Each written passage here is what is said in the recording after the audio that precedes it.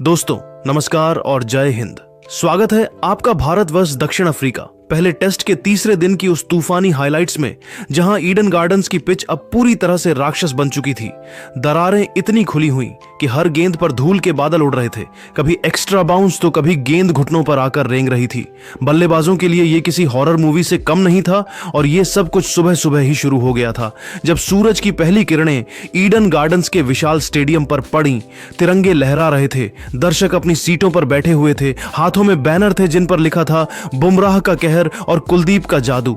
और जैसे ही Dale Steyn ने घंटी बजाई, पूरा स्टेडियम गूंज उठा। सुबह 9 बजे डेल स्टेन ने घंटी बजाई और खेल शुरू होते ही अक्षर पटेल ने गेंद थामी। स्लिप और शॉर्ट लेग पर फील्डर तैनात थे और जैसे जैसे तीसरे दिन का खेल आगे बढ़ा, पिच पर क्रैक्स और ज्यादा खुलते जा रहे थे और स्पिन गेंदबाज पूरी तरह बल्लेबाजों पर हावी हो चुके थे। ये पिच अब किसी जंग का मैदान बन चुकी थी, जहां हर गेंद एक हथियार थी। और दक्षिण अफ्रीका ने अपनी दूसरी पारी 93 रनों से 7 विकेट पर शुरू की। टेम्बा बावुमा और कॉर्बिन बॉश क्रीज पर थे। पहले आधे घंटे में दोनों ने संभल कर बल्लेबाजी की, अपना समय लिया और बीच बीच में अच्छे शॉट्स खेले। लेकिन भारत के गेंदबाज अलग लय में थे। कुलदीप और जडेजा की फिरकी तो जैसे जादू बिखेर रही थी। और ये सब कुछ सुबह के ठंडे मौसम में हो रहा था, जहां ओस की बूंदें अभी भी पिच पर चमक रही थी। लेकिन जैसे ही सूरज ऊपर चढ़ा, पिच और ज्यादा खतरनाक हो गई। 36वें ओवर की पहली गेंद पर अक्षर ने बॉश को फ्लाइटेड डिलीवरी दी। बॉश ने सॉफ्ट हैंड से स्क्वायर लेग के फील्डर के पास नजदीक से सिंगल चुराया। यह सिंगल इतना महत्वपूर्ण था क्योंकि यह दबाव को थोड़ा कम कर रहा था। फिर 36वें ओवर की चौथी गेंद पर अक्षर ने स्लाइडर फेंकी जो लेग स्टंप की तरफ जा रही थी। इस गेंद पर बावुमा फॉरवर्ड डिफेंस करने गए थे, लेकिन गेंद पैड पर लगी और जोरदार अपील, लेकिन अंपायर ने नॉट आउट कहा। लेकिन इस पर भारत ने रिव्यू नहीं लिया क्योंकि बल्ले का अंदरूनी किनारा लगा था। लेकिन उन पर अब दबाव लगातार बढ़ रहा था और यह दबाव ऐसा था कि हर गेंद पर बल्लेबाज की सांसें थम जाती थीं। 38वें ओवर की 5वीं गेंद पर जडेजा ने बॉश को स्ट्रेट लाइन में गेंद दी जो लेग की तरफ ड्रिफ्ट हुई। बॉश ने रोल करके बैकवर्ड स्क्वायर लेग पर करारा स्वीप मारा। गेंद बाउंड्री की रफ्तार पकड़कर 4 रन के लिए चली गई। स्टेडियम में साउथ अफ्रीकी फैंस की तालियां गूंजी और ये तालियां इसलिए क्योंकि ये चौका दक्षिण अफ्रीका को थोड़ी राहत दे रहा था। लेकिन खुशी ज्यादा देर नहीं टिकी। 41वें ओवर की पहली गेंद पर कुलदीप यादव ने बॉश को शॉर्ट एंड वाइड गेंद दी, जिस पर बॉश ने बैक फुट पर जाकर कट शॉट लगाया। गेंद स्क्वायर पर फील्डर के सामने से निकलकर बाउंड्री तक पहुंची और दक्षिण अफ्रीकी को एक बहुमूल्य चौका मिला। लेकिन असली तूफान तो 47वें ओवर की पहली गेंद पर आया, जब जसप्रीत बुमराह ने मैजिक बॉल फेंकी जो अच्छी लेंथ पर पडिडी डीएच कर कॉर्बिन बॉश के करीब आई। कॉर्बिन बॉश को बाउंस की उम्मीद थी, लेकिन गेंद इतनी लो रही कि वे लेजी शॉट खेल गए और उनके ऑफ स्टंप की गिल्लियां उड़ गईं। कॉर्बिन बॉश 37 गेंदों पर 25 रन बनाकर बोल्ड हो गए और इसी के साथ दक्षिण अफ्रीका को 8वां झटका 135 रनों पर लगा। बॉश को लगा किस्मत ने साथ छोड़ दिया, लेकिन बुमराह की वो गेंद तो किसी जादू से कम नहीं थी। और ये जादू ऐसा था कि पूरा स्टेडियम बुमराह के नाम से गूंज उठा। अब बावुमा अकेले लड़ रहे थे। 49वें ओवर की तीसरी गेंद पर बुमराह ने शॉर्ट ऑफ गुड लेंथ गेंद डाली और उस गेंद पर बावुमा लेट हो गए और गेंद बैट के अंदरूनी किनारे से लेग स्टंप के पास से निकलकर बाउंड्री तक पहुंची। स्ट्रीकी चौका, लेकिन बावुमा की टेस्ट करियर की 26वीं 50 पूरी और इसी के साथ मैच की पहली हाफ सेंचुरी दक्षिण अफ्रीका के कप्तान के नाम रही। स्टेडियम में तालियां बजीं, लेकिन भारतीय फैंस जानते थे कि अभी खेल बाकी है और ये तालियां इसलिए क्योंकि बावुमा ने अकेले दम पर लड़ाई लड़ी थी। 53वें ओवर की तीसरी गेंद पर सिराज ने हार्मर को एंगल्ड इन गेंद डाली जो निप बैक हुई। हार्मर ने कोई शॉट नहीं खेला, ऑफ स्टंप आधी उखड़ गई और पूरी तरह टूटकर बिखर गई। साइमन हार्मर 20 गेंदों पर 7 रन बनाकर बोल्ड हुए और इसी के साथ दक्षिण अफ्रीका 9 विकेट पर 119 रन पर थी। और फिर 54वें ओवर की पहली गेंद पर सिराज ने परफेक्ट यॉर्कर डाली, जिस पर महाराज के जूते पर लगी और यह देखकर अंपायर ने तुरंत उंगली उठा दी। हालांकि बल्लेबाज ने रिव्यू लिया, लेकिन बॉल ट्रैकिंग ने दिखाया कि केशव महाराज के लिए खतरे की घंटी बज चुकी है और थर्ड अंपायर के फैसले के साथ ही केशव महाराज 3 गेंदों पर 0 रन बनाकर एलबीडब्ल्यू हुए। दक्षिण अफ्रीका की दूसरी पारी 54 ओवर में 153 रनों पर सिमट गई। लीड सिर्फ 124 रन की थी और बुमराह, कुलदीप, जडेजा और सिराज ने मिलकर तबाही मचा दी। और यह तबाही ऐसी थी कि दक्षिण अफ्रीकी ड्रेसिंग रूम में सन्नाटा पसरा हुआ था। अब भारत को जीत के लिए 124 रनों का लक्ष्य हासिल करना था। लेकिन पिच पर अब गेंद किसी भी तरफ जा रही थी। भारत की दूसरी पारी शुरू होते ही मार्को जानसेन ने तूफान मचा दिया और यशस्वी जायसवाल क्रीज पर आए और उनकी पारी की तीसरी गेंद पर ही जानसेन ने इन स्विंगर डाला। गेंद लेट स्विंग हुई और गेंद जायसवाल के बल्ले के किनारे पर लगी और जोरदार अपील हुई और गेंद वेरेने के दस्तानों में समा गई। यशस्वी जायसवाल 4 गेंदों पर 0 रन बनाकर कैच आउट हुए। भारत 0 रन पर एक विकेट खो चुका था और इस विकेट के साथ ईडन गार्डन्स में पिन ड्रॉप सन्नाटा छा गया। और फिर तीसरे ओवर की पहली गेंद पर जानसेन ने एक और शानदार गेंद फेंकी जो बैक ऑफ लेंथ से बाउंस हुई। केएल राहुल पूरी तरह सरप्राइज रह गए और अटपटी पोजीशन में आए जिसपे बैट लगा और वेरेने ने राइट की तरफ डाइव लगाकर शानदार कैच लपक लिया। राहुल 6 गेंदों पर 1 रन बनाकर कैच आउट और अब भारत 1 रन पर 2 विकेट खो चुका था और प्रभावी रूप से 3 डाउन, क्योंकि गिल चोटिल थे, क्योंकि उनका मैदान पर आना मुश्किल लग रहा था और उनकी कमी भारतीय टीम को खलने लगी थी। स्टेडियम में सन्नाटा और गहरा गया, लेकिन वॉशिंगटन सुंदर और ध्रुव जुरेल क्रीज पर आए। स्टेडियम में सन्नाटा पसरा हुआ था, लेकिन ध्रुव जुरेल और वॉशिंगटन सुंदर फिर से क्रीज पर खड़ी डियरे थे और तीसरे दिन के पहले सेशन का खेल खत्म होने तक भारत 10 रन पर 2 विकेट गंवा बैठा था और भारत को जीत के लिए अभी भी 114 रन चाहिए और 7 विकेट बाकी थे। और ये 10 रन भी इतनी मुश्किल से आए थे कि हर सिंगल के लिए बल्लेबाजों को जान लगानी पड़ रही थी। पिच पर अब हर गेंद एक नई चुनौती थी। कभी गेंद ऊपर उछलकर बल्लेबाज के हेलमेट को छूने को तैयार, तो कभी नीचे रहकर पैड पर लगने को आतुर और दर्शक अपनी सीटों से हिल भी नहीं पा रहे थे। हर गेंद पर सांसें थमी हुई थीं और कमेंट्री बॉक्स में भी कमेंटेटर्स बार बार कह रहे थे कि ये पिच अब बल्लेबाजों के लिए नर्क बन चुकी है और भारतीय फैंस की धड़कनें तेज हो रही थीं क्योंकि 114 रन अभी भी दूर लग रहे थे। लेकिन वॉशिंगटन सुंदर और ध्रुव जुरेल ने संभल कर खेलना शुरू किया। दोनों ने सिंगल डबल लेकर स्ट्राइक रोटेट की और कभी कभी डिफेंस में इतना कॉन्फिडेंस दिखाया कि दक्षिण अफ्रीकी गेंदबाज भी परेशान हो गए। और ये सब कुछ सुबह के सेशन में हो रहा था, जहां सूरज की गर्मी बढ़ रही थी और पिच और ज्यादा क्रैकी हो रही थी और हर ओवर के बाद फील्डिंग कोच गौतम गंभीर ड्रेसिंग रूम से इशारे कर रहे थे कि संभल कर खेलो, कोई जल्दबाजी नहीं।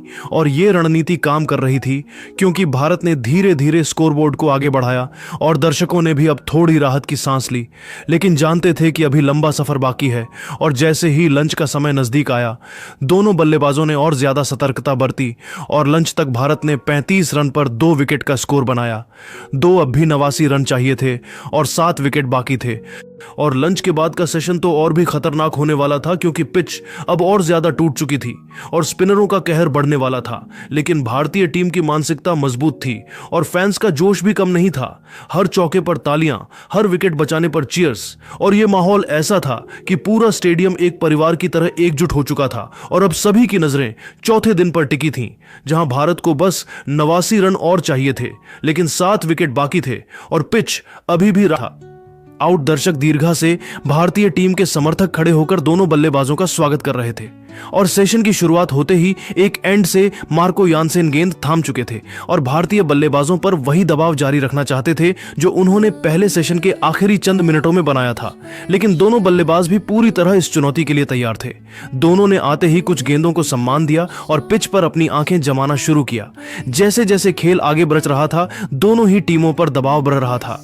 एक दक्षिण अफ्रीका के गेंदबाज इस पिच पर मिल मदद का फायदा उठाना चाहते थे और बल्लेबाजों ने धैर्य दिखाते हुए बल्लेबाजी करनी शुरू की।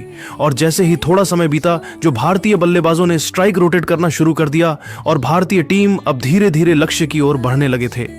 इस बीच दक्षिण अफ्रीका के कप्तान बाबूमा समझ चुके थे कि यह सही समय है कि अब अपने पिटारे से स्पिन गेंदबाजों को निकाला जाए। ऐसे में भारतीय बल्लेबाज वॉशिंगटन सुंदर और ध्रुव जुरेल लगातार एक दूसरे से बात करके हौसला बढ़ा रहे थे। लेकिन जैसे ही हरमेर और महाराज गेंदबाजी करने लगे, वैसे ही भारतीय टीम के रनों पर मानो किसी ने ब्रेक सा लगा दिया हो। और अंत में वही हुआ जिसका सभी को डर था। साइमन हरमेर की शॉर्ट गेंद पर ध्रुव जुरेल ने हवाई शॉट खेलने की कोशिश, लेकिन गेंद बल्ले से उनका एक हाथ छूट गया और डीप स्क्वायर लेग पर खड़े कॉर्बिन बॉश के हाथों में गेंद ऐसी चिपकी जैसे कोई मैग्नेट चिपकता हो।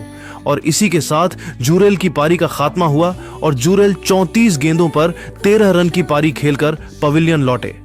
अब भारत का स्कोर 33 रन पर 3 विकेट खो चुका था और दर्शक एकदम शांत हो गए थे और पूरा स्टेडियम ऐसा हो गया जैसे स्टेडियम में एक भी दर्शक ना हो।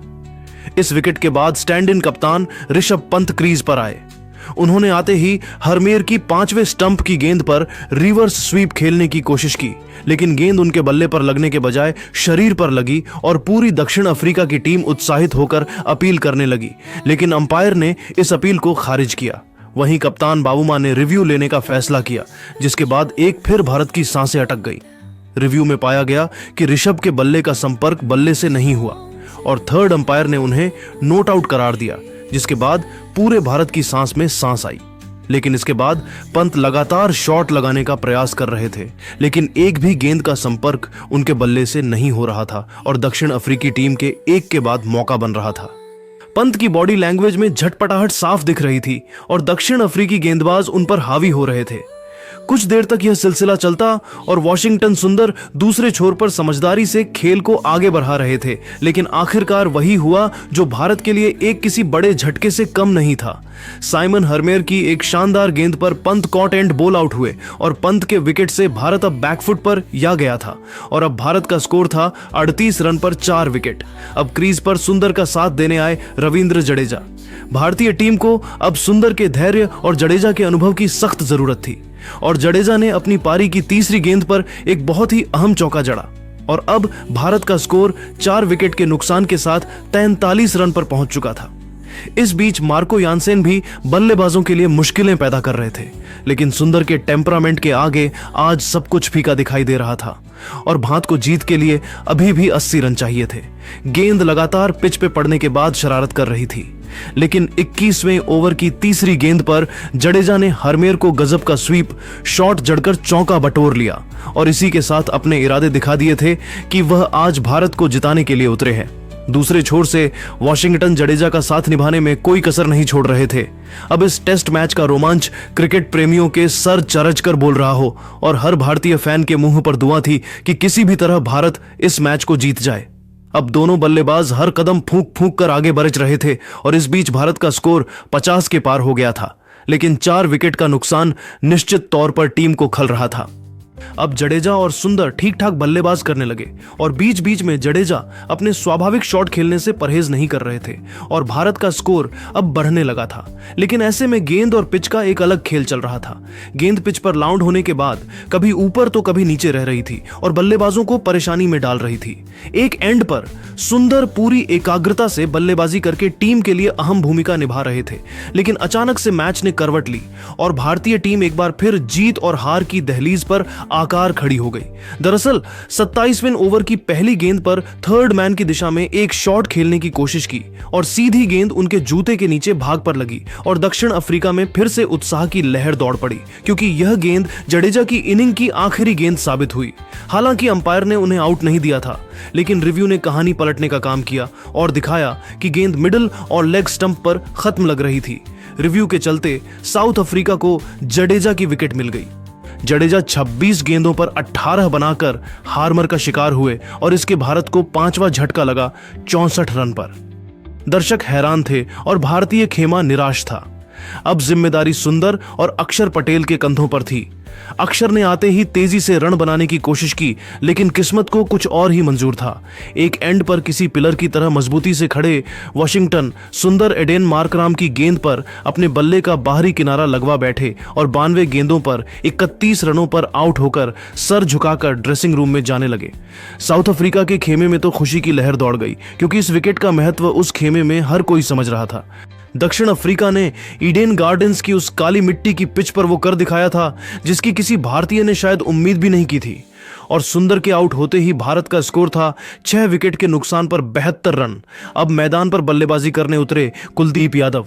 एक छोर पर अक्षर पटेल रन बनाने के लिए देख रहे थे, लेकिन अब सारा जिम्मा उन्हीं के कंधों पर आ गया था।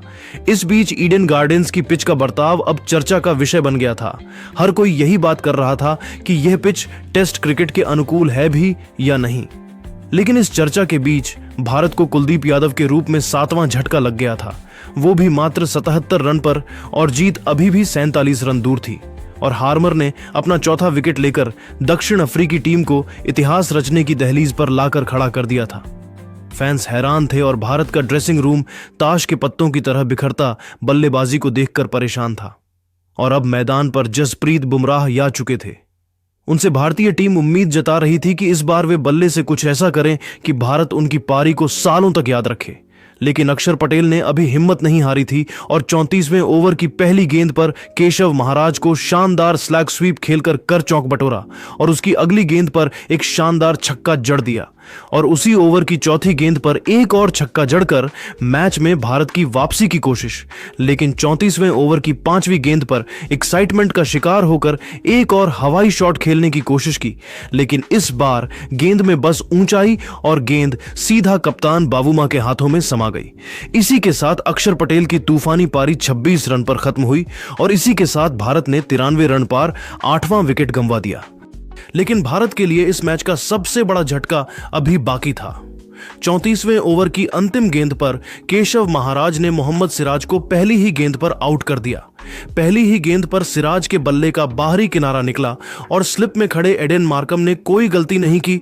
9वें विकेट के गिरते ही दक्षिण अफ्रीका ने ईडन गार्डन्स के ऐतिहासिक मैदान पर इतिहास रच दिया और भारत को उन्हीं के गिया रच में तीसरे दिन के दूसरे सेशन में समेट दिया और दक्षिण अफ्रीका ने 2 टेस्ट की इस सीरीज में 0-1 की बराहत बनाकर करोड़ों भारतीय का दिल तोड़ दिया।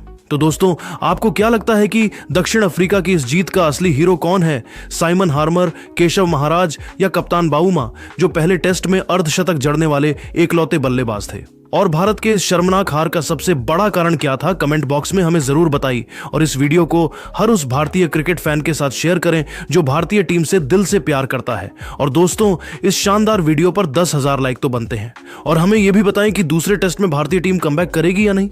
तब तक के लिए जय हिंद, जय भारत।